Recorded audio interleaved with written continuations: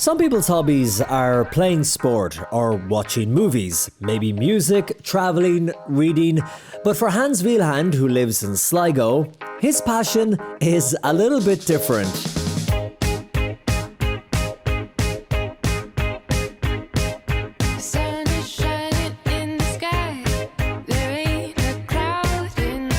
Hans' head is constantly in the clouds because that's his passion, cloud spotting. Hans, when you tell people that you are passionate about clouds, how do they react? Sometimes they look at me and say, "What? But clouds are boring." And I think that's complete nonsense. So I think cloud spotting is a great hobby. It's a distressing hobby. Fluffy clouds tumble over fluffy. It's kind of the idea looking up and seeing faces.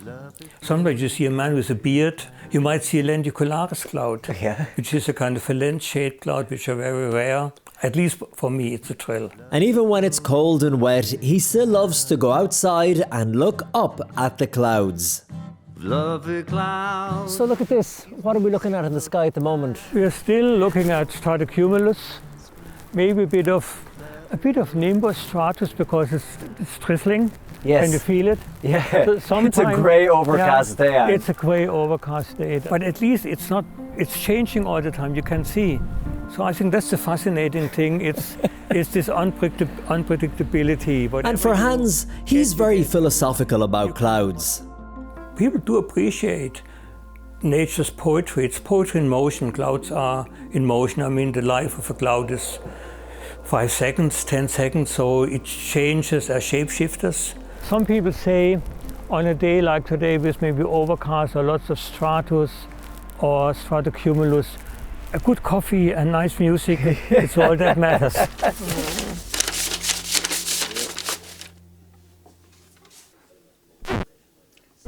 Cloudy, the sky is grey and white and cloudy. Sometimes I think it's hanging down on me. Hans lives at the foot of Ben Bulben with his wife Gabby, who, on a wet, rainy day like today, can get lost in some good records and little books about clouds. My thoughts are scattered out there, cloudy. And Hans can trace his love of clouds and the sky back to his childhood in Stuttgart, Germany. When did you first become interested in clouds? I mean, thinking back, probably my first association with clouds was probably when I was a child, because my father was a glider, a hang glider. He was in this glider. It's a beautiful day with plenty to do. So he usually looked at clouds in terms of forecasting, would it be a good day for him to try 50 miles to the airport and get a gliding session or not. Takes off his cap, looks up to the sky, watches the clouds roll by. It must have been amazing for you as a young boy to be looking up at the clouds and seeing your father disappear into them and come out of them. And it's magic. And then he died quite young. He died at 52, yeah. What was that from? A heart attack. I think it's probably the after effects of the war. That probably had this effect. And I think most of his friends of that generation, they all didn't really make it past 60. What age were you at the time? I was, I think, 21 when he passed away. So that's tough if you're It's tough because it's this kind of time when you don't talk to your father that much. And then later on you realize you should have. Someday you wish upon a star, wake up where the clouds are far behind me. But I still have this memory. So as I said, when I look up and see the clouds, there's still this memory of him circling up there. He probably is watching now from above. It's a nice feeling, isn't it? It's a nice feeling. It's a good, peaceful memory. As the years went on and Hans grew up, as it does, life got busier. And he wasn't that interested in the skies anymore. He got a job teaching and met his wife Gabby, who is from Frankfurt. But there came a time when they were both sick of being caught in the rat race in Germany. So now we have green manure here. It's really nice. It quickly comes up and quite late in the year. But we loved doing this. It's so good to feel self-sufficient, isn't it? Absolutely brilliant. So in 1985, they moved to Sligo in the west of Ireland and worked the land, setting up a small farm selling cheese, sourdough bread and vegetables. You know, I mean, I need to be on the ground connected, looking down, looking up to the clouds.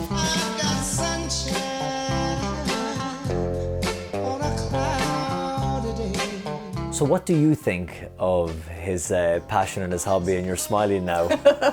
Yeah, I think you should always do what you are happy with, and I find it brilliant and really, really super. Super! Super. It's good to dream, you know, it's very good to dream. You've made me so very happy. As Gabby and Hans were growing most of their own food, they were very reliant on the weather, and Hans found himself looking up to the skies once again and admiring the clouds. And one day, while passing a bookshop in Sligo, he spotted a book.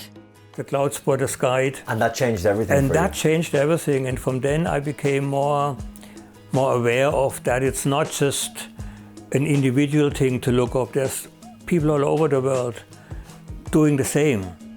My tea's gone cold, I'm wondering why I got out of bed at all. The morning rain clouds up my window. And down at their local cafe, a steaming hot cup of coffee is in order, where on the menu, just for Hans, they have a sandwich called Cloud9.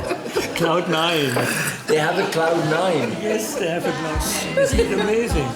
Clouds in my coffee and you're so brave. Hans and Gabby have 3 grown-up children who live in Germany, Winchester and Munich. And Hans is the proud leader of the Irish Cloud Appreciation Society, Ireland's one and only cloud spotting group where people share their love of all things clouds. Measures rainwater. There's a sensor, measures the temperature. Fantastic. It measures the air pressure as well. You like it? I love it. I love it. And did you know that there is a scale in meteorology of clouds from 1 to 9, depending on how big and high they are, with 9 being the highest. I'm walking on air and every cloud is cloud 9. If you're on cloud 9, you're probably as high up as it could be. Hans, you know what I think? I think you're on cloud 9. Nothing can bother you on cloud 9. You're on top of the world.